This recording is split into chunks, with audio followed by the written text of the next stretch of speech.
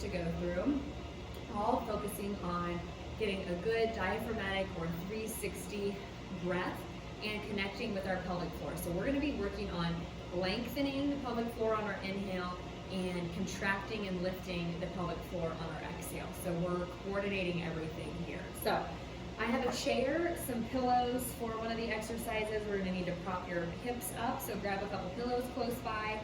I have a band here for one of the exercises. So if you have a band or even a belt works, so grab that. And then I have a ball, or if you have a rolled up towel, that will work as well for the exercise where we need this. So let's get started.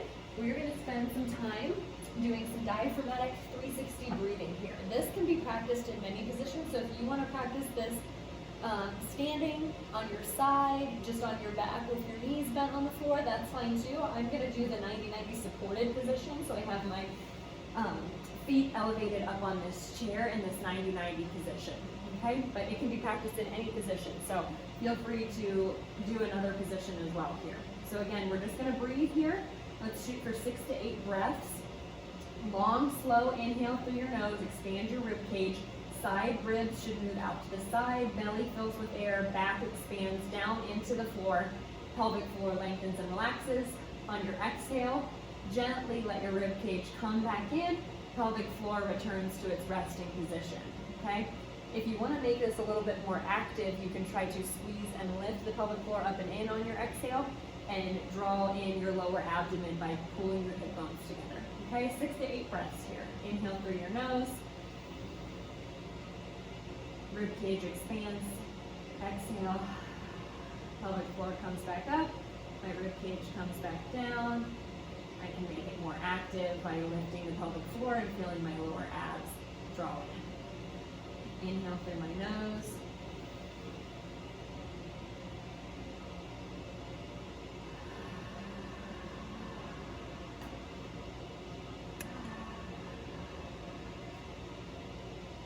Exhale all the air out, full exhale.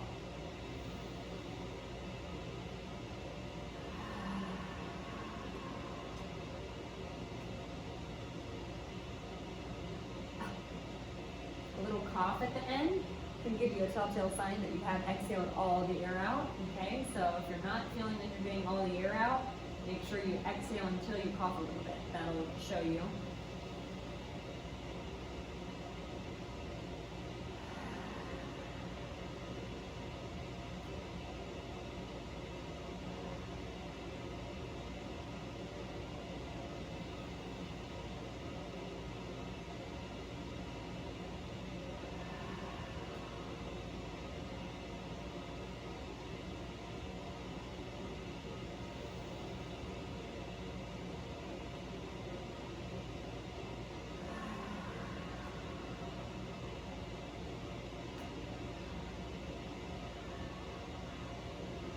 One more breath here.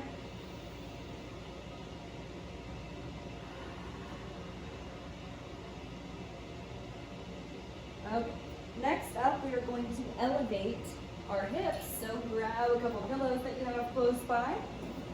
Elevating your hips can help gravity work with you here, and we are going to be focusing on squeezing and lifting the pelvic floor up and in on our exhale. So we're starting to connect more with our pelvic floor here. Hips elevated can really help that. So same thing on your inhale. Inhale 360 degrees. Pelvic floor lengthens and relaxes. So inhale through my nose.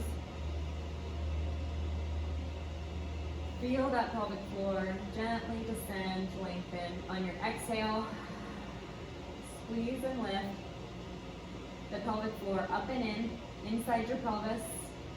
Okay, and visualize you are stopping the flow of urine and holding in gas at the same time. That will help get both the front and back of the pelvic floor. Okay, try to hold that, maybe 3 to 5 seconds, then release and repeat. Inhale through my nose. Exhale.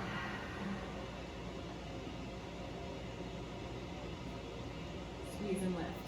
You should feel your rib cage move out to the side into your hands on the inhale. If you're not, you might want to spend some more time practicing that sideline breathing.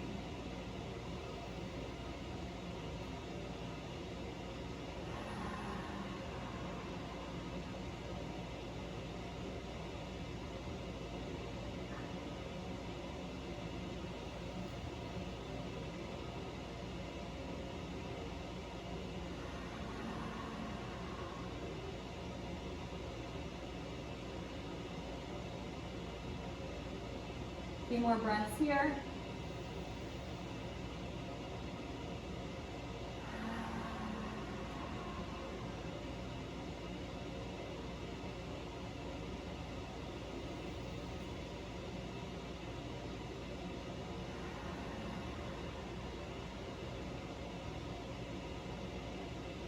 This is a great way to connect to your pelvic floor through your breath. Inhale, pelvic floor relaxes down. Exhale, squeeze and lift up and in. So it's best to coordinate the pelvic floor with your breath. So very rarely after those first couple weeks postpartum do I prescribe just Kegels. I usually want to get that always coordinating with your breath or with movement and exercise. So there's those two connecting there with your breath. Next, we're going to add a little bit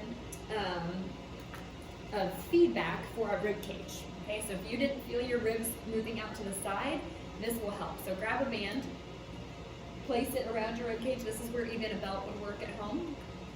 Place it around your rib cage. You can play around with up here, or maybe at your lower rib cage. Then you're going to pull and hold some tension on the band, okay? And then while you're holding this tension on the band, you're going to do that good 360 breath, practicing a good inhale, letting your rib cage expand out into the band. Exhale, just passive, let everything come back in. Okay, we're not working on contracting or lifting the pelvic floor or anything here. We're just working on our inhale.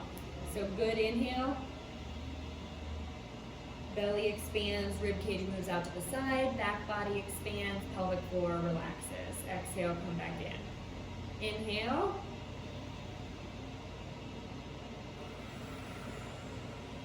Exhale.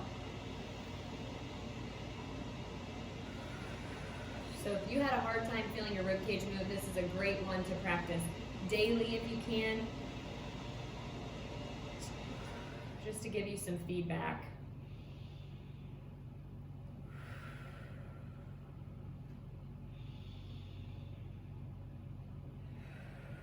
And to help you feel your whole back body and side rib cage move as you inhale.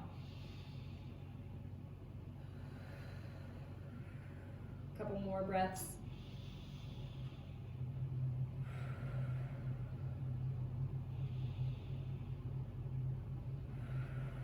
Those rib cage, or the rib cage moving out to the side is crucial for effective use of your diaphragm when practicing 360 and diaphragmatic breathing. Okay, so 2 more exercises here. We are going to come into child's pose. This is a great position to focus on connecting with the pelvic floor with your breath, because it puts us in a position where some of the other muscles that often want to kick in, they can't work as well here. So come into child's pose.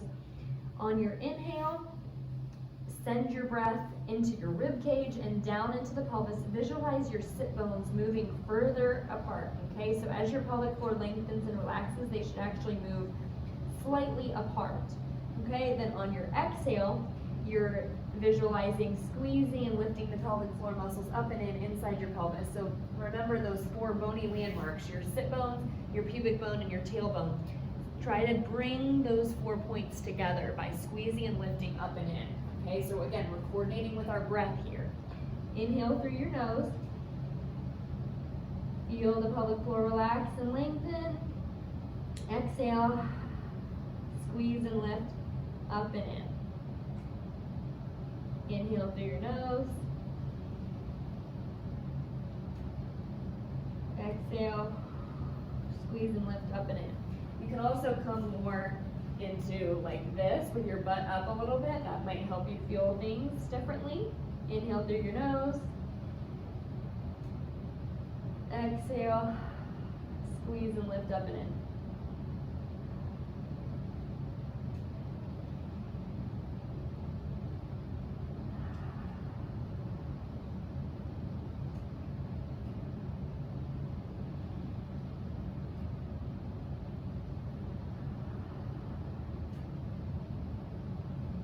Couple more breaths here. Again, inhale, expand through your rib cage. Let those pelvic floor muscles just relax and lengthen. Exhale, squeeze and lift. Feel the muscles between your sit bones. Squeeze up and in, inside the pelvis.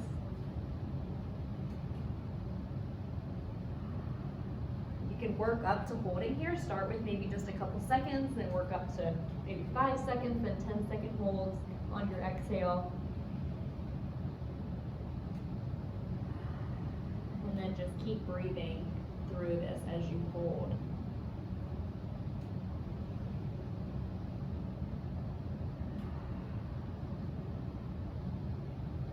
So if you tend to cheat when trying to contract your pelvic floor, that position is a really great test for you because it's really hard to cheat in that child's pose position, okay? So spend some time there working on your breath and pelvic floor connection. Last exercise is our 90-90 breathing on the wall. This is just a great kind of all-around exercise. This puts your spine in the position that helps prevent your lumbar paraspinals, your spine muscles from taking over. So we really get some ab work here on our exhale. So we've got a ball for between my knees. My feet are slightly wider than my knees here. Okay, I'm gonna start with my hands on my rib cage here. Make sure your glutes are relaxed, hip flexors relaxed, grab them, just make sure those are relaxed. On our inhale, we're expanding our rib cage, lengthening the pelvic floor. Everything relaxes and expands on the inhale. On our exhale is when we're squeezing the ball, lifting the pelvic floor, letting our rib cage come down and in to connect with our core, okay? Inhale through your nose. Exhale, gentle squeeze, pelvic floor lifts, rib cage comes down and in. Make sure that lower belly is flattening, not pooching out, okay? Inhale through my nose. Exhale. I recommend videotaping yourself with this exercise a couple times because you might find that your back is arching away from the floor. We actually want your back to expand down into the floor, okay? Inhale. Exhale. Can also help you make sure you're getting a smooth exhale, no lower belly pooching, making sure everything is flattening here. Inhale through your nose. Exhale. So think of exhaling your air from the bottom up. So think of squeezing, lifting the pelvic floor. That will help engage the lower abs, and then knitting your rib cage together, gently bringing rib cage down and in, okay? You can also raise one arm overhead if you feel like your chest is doing a lot of work. This will take that chest out of it. Give me a couple more breaths here.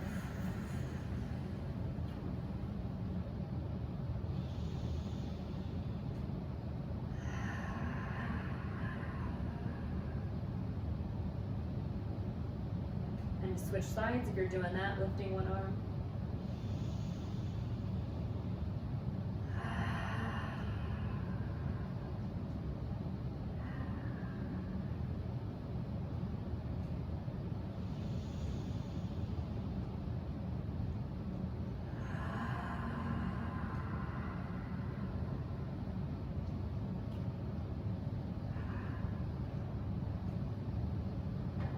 So this exercise is tricky. It's great when you do it properly, but it can be very tricky. So I recommend for sure for that last exercise there, go and check out my individual video. Spend some time practicing this. It is very, very good, incorporating everything, getting those adductors involved with the pelvic floor, but we want to make sure you're doing it right, okay? Proper execution of all of these exercises is crucial to making sure you're getting the benefits from them, okay? So hopefully that felt good. You're able to connect with your breath, maybe experiment a little bit. These exercises and breathing and connecting with your pelvic floor takes lots and lots and lots of practice. It can take months postpartum to be able to breathe properly with a good deep 360 breath and to be able to truly feel your pelvic floor on the inhale and on the exhale. So don't give up on these. Keep doing them. This is not just for weeks 2 through 6 postpartum. This is something you should include maybe into your workouts as you're warming up, or just as a rest day, mobility recovery, or before nighttime or in the morning. These are great to do all the time, not just in these first 6 weeks. So make sure you're spending time on these, not just now, but long term, to get the maximum benefit.